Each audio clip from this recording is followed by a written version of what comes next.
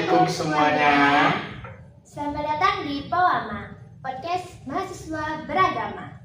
Tempat kamu bisa dapetin obrolan santai tentang isu dan topik-topik sosial yang pastinya nggak recehan. Saya Stefani Putri akan menjadi moderator pada episode kali ini bersama rekan saya Jadi Satria Hanafi yang akan menemani jalannya diskusi kita pada hari ini. Pada kesempatan kali ini kita akan bahas topik yang pastinya lagi rame nih diperbincangkan di tengah kalangan anak muda, dan tentu saja akan kita kulik-kulik lagi dari sudut pandang agama Islam. Bener banget nih, apalagi kalau kita berpikir tentang pandangan feminisme dan orientasi seksual, tentunya ada beragam macam nih. Tapi yang menjadi fokus kita adalah bagaimana sih dalam perspektif Islam itu sendiri.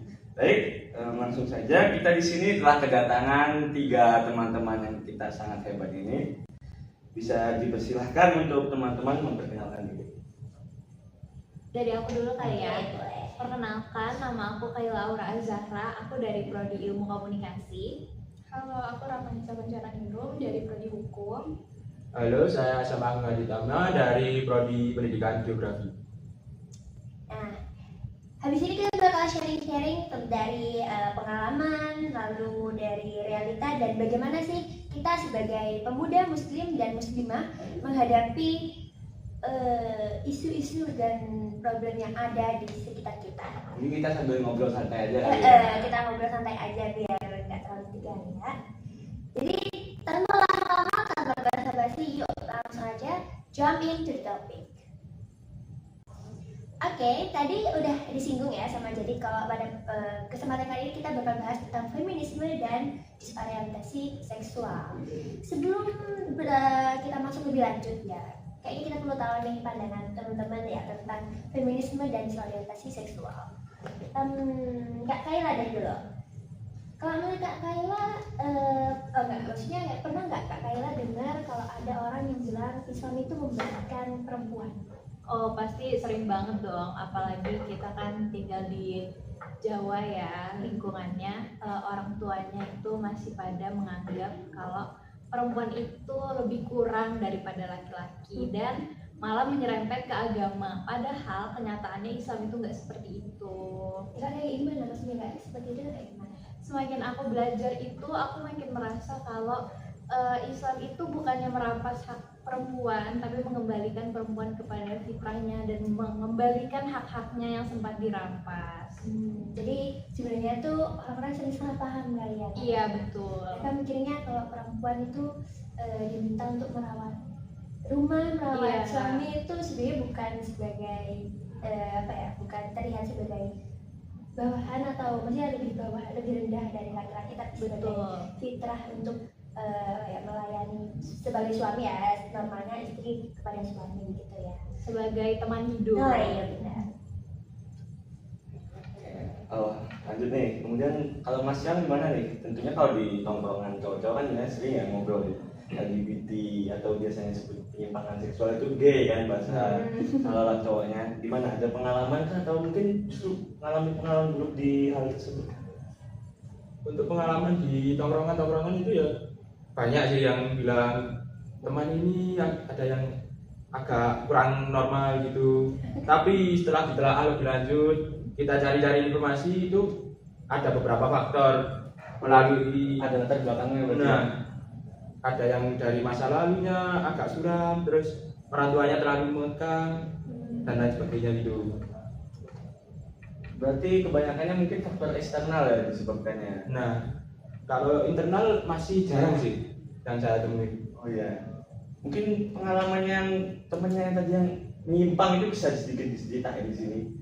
Ya, teman saya itu yang ada 2 sih, yang kayak gitu keluar selalu berdua, kemana-mana berdua. Kalau itu teman dekat. atau- Iya, Oh. termasuk teman dekat. Kadang ya kayak orang pacaran gitu. Cowok-cowok. Iya, Oh, cowok-cowok. Tapi setelah saya deketin, saya cerita-cerita, terus dianya terbuka, ada trauma dari masa lalu. Ya katanya pernah disakitin cewek atau gimana gitu. Kalau menurut pandangannya Mas Syam itu gimana tentang itu? Apakah ada reaksi sendiri dari Mas Syam tentang pemahamannya ya. yang menyimpang itu tadi. Nah, kalau yang pertama itu ya wajar lah kaget, tapi saya kasih diskusi biar agak lebih normal lah, nggak terlalu kelihatan seperti orang gitu ya. Sewajarnya ya, Nah. seharusnya nggak diwajarkan, tapi kalau bisa jangan Ya, karena itu tidak normal ya kan, menyimpang dari apalagi nilai agama kan.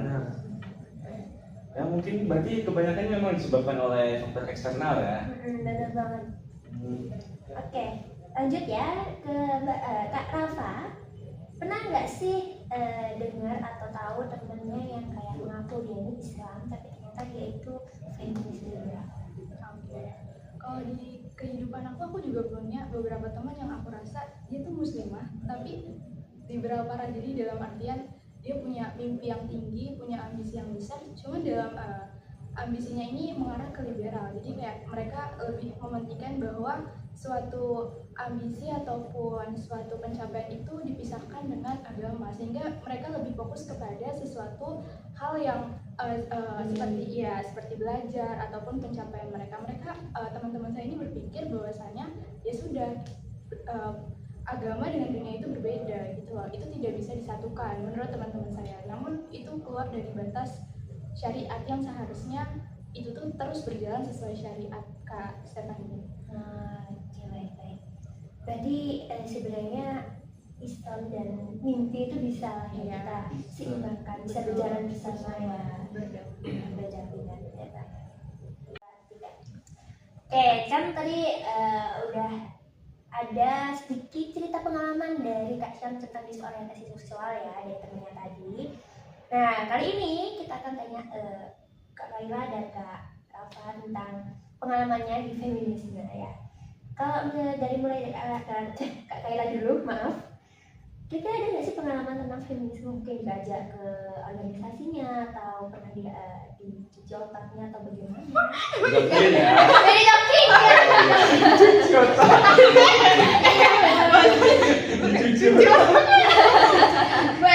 boleh silakan dijawab. Sebenarnya kalau diajak itu nggak pernah diajak secara langsung, tapi waktu itu ya pernah lah diskusi. Terus awalnya itu diskusinya tuh bagus tentang kayak kesetaraan gender, hak-hak perempuan gitu. Nah, tetapi lama-lama itu saya mungkin karena aku berhijab kali ya, itu pembahasannya tuh mulai mengarah ke hijab itu sebagai opresi kepada perempuan. Kayak gimana ya, mereka bilang itu syariat itu kayak gimana ya, membatasi ruang perempuan untuk bergerak lah. Semacam mengekang gitu ya berarti ya. Iya, mengekang. Terus kayak syariat-syariat yang perempuan kemana-mana harus ditemani sama mahromnya dan lain-lain, itu kan padahal tujuan awalnya itu untuk safety purposes kan di dalam Islam. Tapi orang-orang feminis ini menganggapnya seperti kayak perempuan ini dikerangkeng gitu, gak bisa bergerak dengan bebas karena kemana-mana harus ditemani mahram, pakaiannya diatur, cara bicaranya diatur, semuanya diatur. Padahal kan itu kalau dilihat dari sisi Islamnya itu untuk kebaikan perempuan juga. Berarti sebenarnya kan feminis itu memang nggak salah ya, kayak emang membuat kita sadar kalau perempuan itu sebenarnya juga punya hak. Tapi kalau sampai berlebihan mikir kalau Islam itu menyusahkan istilahnya ya, itu juga nggak benar ya kan. Pada soalnya pastinya agak syariat ini diadakan demi kebaikan kita juga. Benar. Dan juga setahu saya sih sebenarnya kalau feminisme itu aslinya benar-benar hanya memperjuangkan hak perempuan dan mendukung apa yang perempuan itu mau. Misalnya perempuan ini mau masuk Islam menuruti syariat, itu sebenarnya harus didukung oleh feminisme itu sendiri. Sedangkan yang toksik kayak gitu itu biasanya feminazi. Jadi kayak ya feminis tapi yang liberal banget lah ya istilahnya. Yang lebih lagi ya, lebih Iya. Sebenarnya ya feminis itu berarti ada dua feminis ya yang bisa dibedakan ya, feminis Iya. memang Tapi pure feminis gitu. yang kompleks juga sih sebenarnya, kan pandangan orang mengenai feminis juga beda-beda. Tapi sebenarnya harusnya feminis yang asli itu yang mendukung segala keputusan si perempuan itu, mau dia mengikuti syariat Islam, mau dia mengikuti syariat yang mana-mana, harusnya feminis itu nggak ada hak buat ngomongin itu. Karena dengan cara feminazi itu bilang kalau perempuan pakai hijab itu diopresi, itu malah jatuhnya merenggut hak perempuan juga, karena kan pakai hijab itu juga hak kita. Jadi kayak apa bedanya gitu ya? Iya, benar. Feminis dengan orang-orang di luar sana yang menganggap syariat Islam ini mengekang gitu. Betul. Oke. Nah kalau dari Kak Rafa sendiri ada nggak sih pengalamannya? Oke, aku sebenarnya mirip-mirip sama Kak Kayla tadi. Menurutku feminisme itu adalah sebuah paham yang berfungsi untuk memberitahu bahwa tadi dia bisa ngomong. Gimana? Ini kan udah dimatiin belum? Belum. Jangan aja ntar dikat. Lah ya berarti. Udah. Ya. Oke.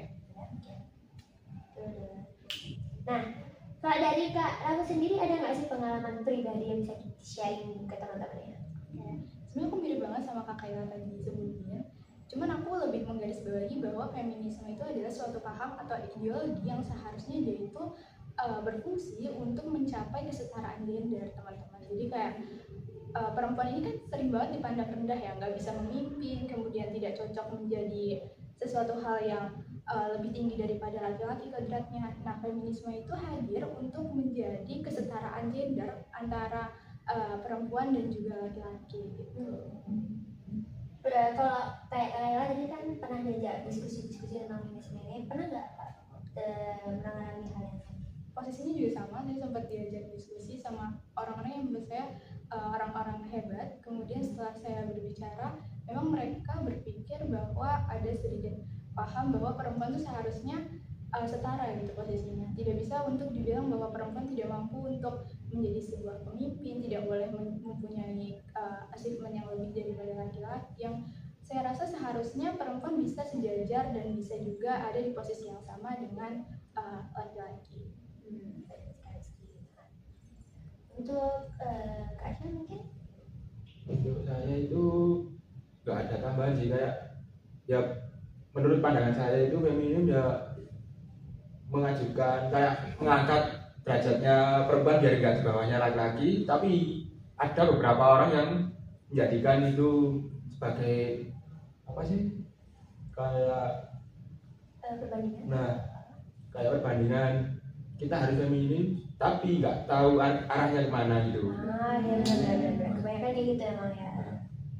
Oke, kalau menurut sampean Mas ya, tentang kesetaraan gender nih atau feminisme kan yang sudah gencar-gencarnya mau menyamakan dengan derajatnya laki-laki, menurut sampean sendiri gimana? Kalau menurut saya itu ya setuju aja, kecuali ada apa sih? Enggak, santai aja, kita lagi ngobrol santai aja. Ya menurut saya itu ya setuju aja. Yang terpenting tujuannya itu jelas, nggak terlalu melenceng ke ranah yang lain lah. Karena tujuannya ya udah kita buat kaum wanita itu sama lah, bisa ngapa-ngapain kayak laki-laki. Kayak mungkin yang sama yang dimaksud sini mungkin kesempatan dalam mencapai suatu hal tertentu ya, entah memimpin atau bekerja dimanapun, tapi bukan dalam artian sama derajatnya seperti itu mungkin ya. Nah, bukan bersaing ya di Iya. depannya ya, kita hidup Lebih- biar bisa setara. lebih ke arah memperjuangkan hak-hak perempuan. Benar. Karena kebanyakan itu pasti mikirnya apa ya, kayak masih banyak kan kayak di desa-desa yang pemikiran yang primitif kayak wanita itu seharusnya memang Wanita sebagai objek. sebagai objek. Nah itu tuh padahal kan dia bisa ya, kita sama-sama berdampingan lah di dunia ini kan, saling membantu gitu. Oke. Nah ini kita belum bahas tentang disorientasi sosial ya, kalau dari sudut pandang Kak Kayla dan Kak Rafa. Mungkin Kak Rafa dulu deh, boleh gimana? Kalau gitu. Mungkin bisa dari pengalaman aku ya. Oh ya boleh banget. Aku Silakan. pernah punya teman SMA yang aku rasa sedikit menyimpang. Beliau temanku ini bisa dibilang pintar, cuman mungkin latar belakang dan masalah hidupnya bikin dia terjebak di kondisi yang mirip dengan ceritanya Kasyam, teman dekat saya sendiri, tapi posisinya adalah dia lesbi gitu kan. Oh, ini cewek berarti? Iya, Cewek. teman saya kayak pacaran, mirip yang tadi ceritain Kasyam, jalan berdua, kemudian pergi kemana-mana. Saya sempat kayak ngobrol-ngobrol, kenapa kamu kayak gini, maksudnya kayak ada apa gitu loh. Cerita aja, aku bakal bantu kamu. Tapi setelah aku di talk cukup panjang dengan temen aku ngerasa kayak pasti akan ada latar belakang di sini dengan masalah ataupun trauma di masa lalunya dia yang dia akhirnya memutuskan untuk menjadi seperti itu. Stefan. Jadi ternyata hampir sama ya, kalau ternyata pasti ada latar belakang. Ada latar belakang di balik keputusan beberapa pihak yang menyimpang ini. Kalau dari Kak Kaila ada kah? Kalau aku soal pengalaman, alhamdulillahnya belum pernah sih ketemu. Cuman ya sering banyak lihat diskusi-diskusi gitu yang kayak, soalnya kan menurut WHO sendiri juga LGBT itu bukan penyakit dan bukan penyimpangan, tapi kita kan hidup itu gak cuma tentang dunia, maksudnya kita juga harus memperhatikan aspek-aspek agamanya, aspek-aspek akhirahnya juga dari situ. Kayak ya itu menurut aku lebih ke kayak ujian dari yang atas sih, karena kan LGBT ini juga nggak baru ya, dari zaman Nabi juga udah ada kan. Dari zaman Nabi Lut kan Ya juga sudah benar, ada. juga sudah ada. Jadi aku lebih mengangkatnya, melihat ini lebih ke Media sosial ujian gitu. aja sih dari Allah gitu. Terlebih kalau misalnya pelaku dari disorientasi seksual ini, seksual ini dari yang beragama Islam ya, itu Iya kayaknya masih benar. kurang apa ya, kurang betul karena kan sudah tahu sudah tahu di agama Islam kan Tidak tidak diperbolehkan. pantas, benar. Betul. Dari segi Di- moral juga tidak bermoral kan, suka sama jenis. Tapi aku melihatnya karena aku melihatnya itu sebagai ujian dari Allah. Menurut aku kayak kita juga nggak boleh sih kayak menjauhi gitu, harusnya lebih dirangkul daripada kita gimana ya dijauhin, karena kalau dijauhin ya gimana, kasihan juga kehilangan iya, arah makin ya, kehilangan iya, arah, semakin karena sendiri nggak ada ya. yang merangkul kan, kasihan juga sebenarnya.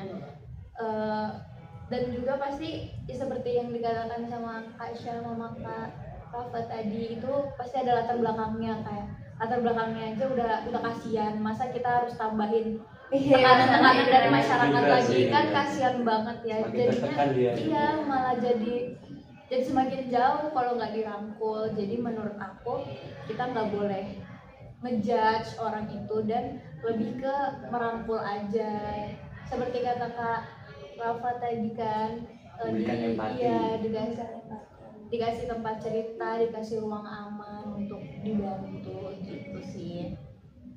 Tapi pernah nih ada kayak dua kasus. Aku tuh pernah nemu ya, kayak emang ada yang kalau semakin dikasih apa ya, semakin dirangkul, semakin menjadi-jadi. Ya, malah semakin seenaknya sendiri betul, ya. semakin merasa kayak aku safe karena orang sekitarku juga fair aja, jadi aku bolehlah melanjutkan. Dia menganggap itu hal normal. Nah, makin dinormalisasikan karena makin ada yang mendukung. Kalau kayak gitu tuh kayak gimana menurut kamu? Kalau menurut aku sih ya kita kan nggak bisa menyenangkan semua orang ya. Kita udah, tapi yang penting kita kan udah menggugurkan kewajiban kita untuk mengingatkan. Kalau misalnya dia tetap kayak gitu, ya sudah dijauhi aja. Maksudnya bukan yang dimusuhi ya, maksudnya ya aku bakal lebih menjaga jarak aja sih, karena kan ya gimana ya, nggak, kalau temenan tapi nggak sepaham itu juga susah kan. Iya, betul. Kayak moral kompasnya udah beda gitu. Sebenarnya nggak frekuensi ya. Iya benar.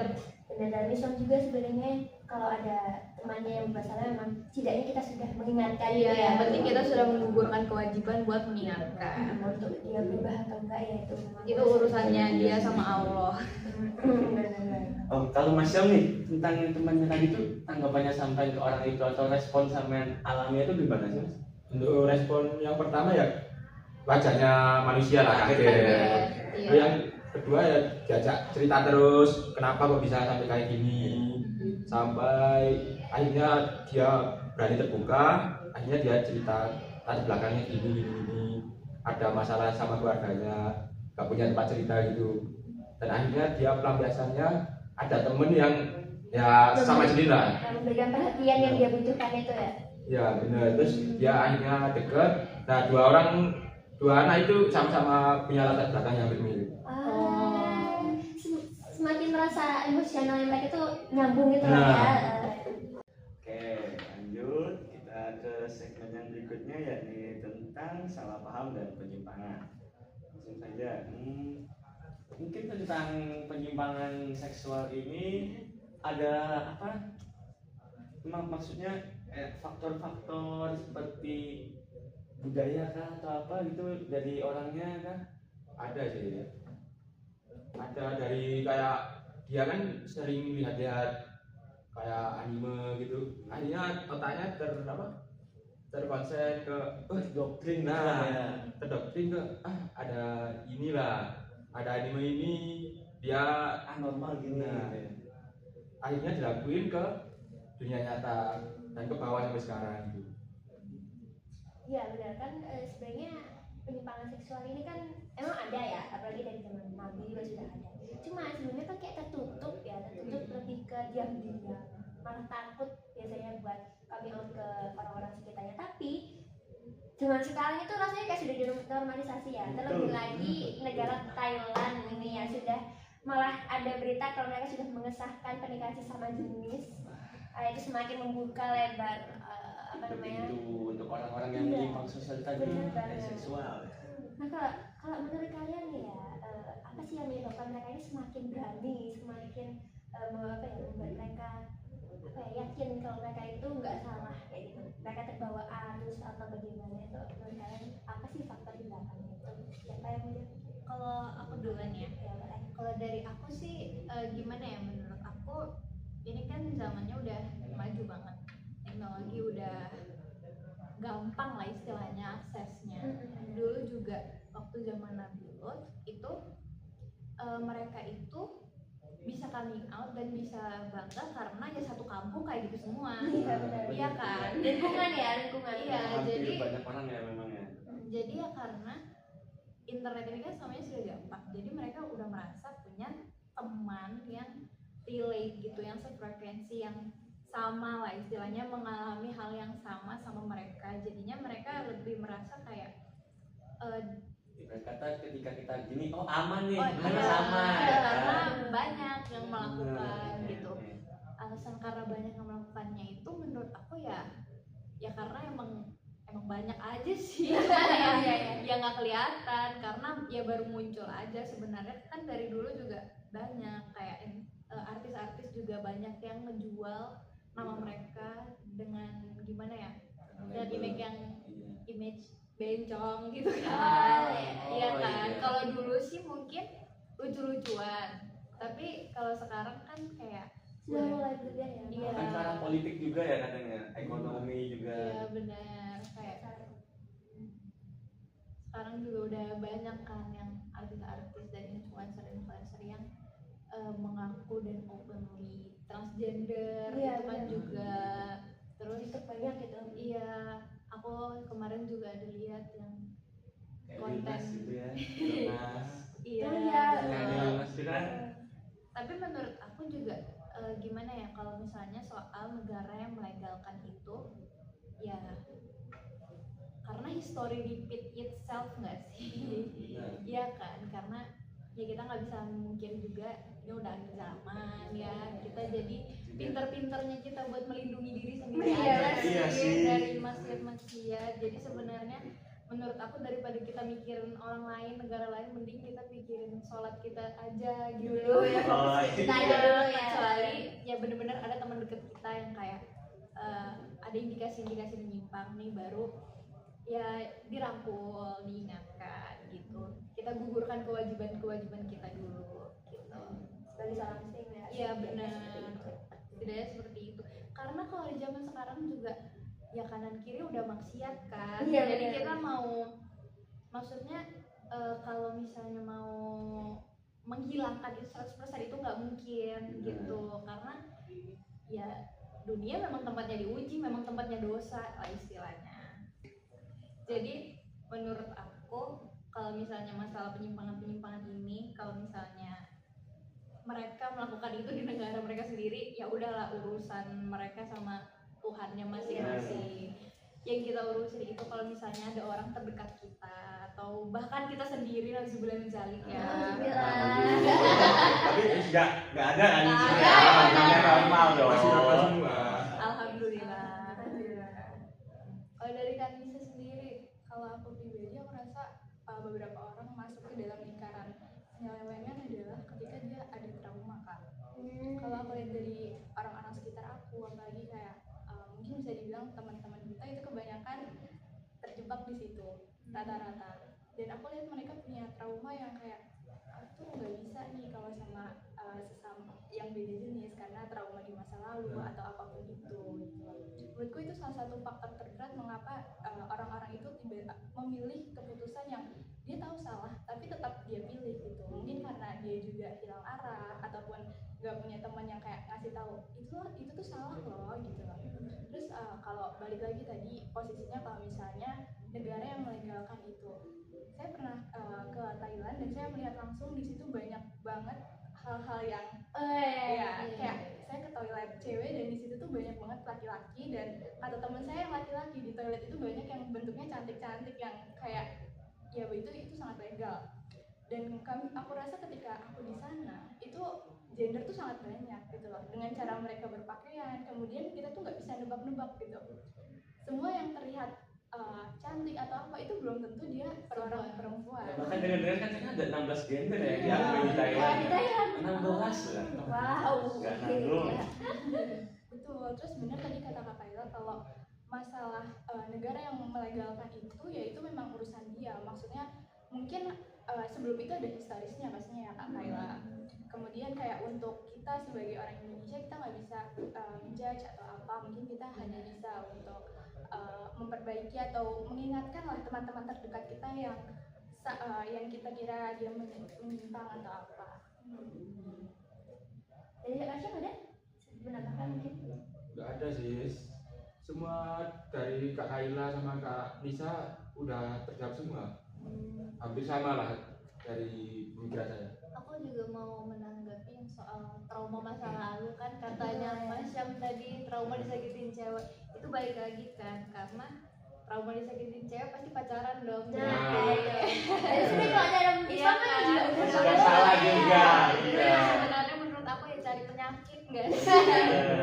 Berarti emang dari awal itu sebenarnya salahnya ya Dari sendiri. dari kita Iya. sendiri. Sebenarnya Sebenarnya kalau juga. dari Islam itu emang udah paling benar sih kayak udah dikasih arahan pacaran itu jangan haram gitu ya, masih dilakukan lalu memberikan akibat dia sakit hati, trauma, membuat dia makin menyimpang. Nah itu Benar banget. Islam itu sudah apa ya, Sudah sempurna lah. sepertinya ya, dan sudah memprediksikan akan terjadi seperti itu. Oleh karena itulah ada syariat-syariat ini. Larangan-larangan itu diberlakukan tuh ada alasannya pasti untuk kebaikan kita juga sebenarnya. Tapi namanya manusia ya, Iya. nggak bisa kalau nggak makin bakal. Benar. Betul. Atur. Tadi kan udah kesinggung-singgung dikit ya, Iya. solusi-solusi itu sebenarnya kita udah bahas-bahas dikit. Iya. Kalau di conclusion disimpulkan ya, Iya, dari iya. masing-masing disebutin saran kalian untuk teman-teman yang mungkin sedikit menyimpang gitu, mungkin biar bisa kembali ke jalan yang benar. Boleh dari Mbak Kaina, Kak Kaina? Kalau dari aku sih Intinya aja. intinya aja ya. Intinya itu ya kita ingat-ingat kembali tujuan kita ada di dunia itu karena untuk beribadah kepada Allah. Memang tujuannya cuman itu aja, benar-benar cuman itu. Karena kan kita juga sekarang kita belajar itu juga termasuk bagian dari iman. Jadi benar-benar apa-apa itu berkaitan dengan akhirat. Jadi menurut aku ya ingat mati. Ingat mati ya. Iya benar. Benar sih. Benar kan? One of the point inti. Intinya. Jadi Kak apa? Boleh silakan. Kalau dari aku solusi buat teman-teman yang menyimpang, aku rasa kayak mungkin teman-teman bisa berdamai dengan traumanya masing-masing. Aku tahu itu berat, Psikolog. tapi mungkin waktu harusnya bisa untuk menyembuhkan kalian. Kalian harus bisa lebih dekat dengan Tuhan, Benar. bisa lebih percaya bahwa Allah nggak mungkin bawa kalian sejauh ini untuk merasakan rasa sakit. Pasti akan ada sesuatu hal yang memberikan sesuatu yang terbaik gitu buat kalian. Jadi jangan dulu negatif thinking ya. Semua itu pasti ada harus pelajarannya. harus husnuzon. Kembali ke sang pencipta lah ibaratnya. Karena sebenarnya kalau kembali ke Tuhan itu rasanya kayak tenang gitu ya. Pasti masalah-masalah itu juga bakal teratasi. Kalau dari Kak Isma, silakan. Kalau dari saya sarannya ya lebih mendekatkan diri ke Yang Maha Kuasa, untuk sering-sering membaca novel-novel yang Islami tentang kehidupan, makna kehidupan, terus mendengarkan ceramah-ceramah yang rohani lah, biar membawa hati kita lebih terang lagi. Berarti dibalik ya, tadi Nah. kan tadi nonton konten-konten, sekarang kita kontennya diganti. Nah, iya. lebih Iya. bermanfaat lah. Iya. Bukan stop ya, bukan Iya. stop menggunakan teknologi yang sudah Benar. berkembang, tapi kita ubah ke arah yang lebih baik gitu ya. Kita gunakan secara apa ya? Bijaksana. Secara teknologi, secara bijaksana fasilitas-fasilitas yang kita punya saat ini. Betul. Oke, ya, masya Allah, alhamdulillah. Pembahasan kita sudah selesai sampai saat ini. Semoga apa yang bisa kita bahas hari ini bisa memberikan manfaat ya ke orang lain. Kita juga minta maaf apabila ada mungkin kesalahan ya, Iya. kata atau bagaimana, karena kita sama-sama sedang belajar. Betul. Kita juga sedang istilah kita masih sharing. Mungkin juga ada teman-teman yang bisa bagiin pengalaman pribadi atau pandangan kalian sendiri, boleh ditulis di kolom komentar ya. Oke, nah buat teman-teman nih, buat kalian sana yang masih ngerasa galau, kehilangan diri, salah arah ataupun sebagainya, tenang kok teman-teman, kalian nggak sendiri. Justru dengan itu kalian butuh tempat bercerita bagaimana kalian itu bisa diselesaikan masalahnya itu. Karena setiap manusia butuh manusia yang lain. Maka dari itu sampaikan dan ceritakan permasalahan kalian. Benar, daripada ditahan-tahan dan malah Betul. terjerumus ke hal-hal yang negatif. Iya. Kalau kalian butuh teman atau ada tempat berlindung, mungkin kalau tidak ada dari teman sekitar kalian, itu saat ini masih ada yang namanya siapa? Psikolog, psikiater juga. Psikiater, nggak apa-apa lah, kayak mengeluarkan biaya sedikit mungkin, tapi setidaknya apa yang kalian pendam itu ya bisa kalian keluarkan, bisa kalian salurkan, daripada kalian jadikan itu sebagai alasan untuk melakukan hal-hal yang tidak baik. Ya, untuk kurang lebihnya kami sekali lagi minta maaf dan terima kasih sudah menonton podcast kami. Jangan lupa untuk terus stay tune ke episode selanjutnya. Kami pamit undur diri. Wassalamualaikum warahmatullahi wabarakatuh. Dadah. Yeay. Ayo,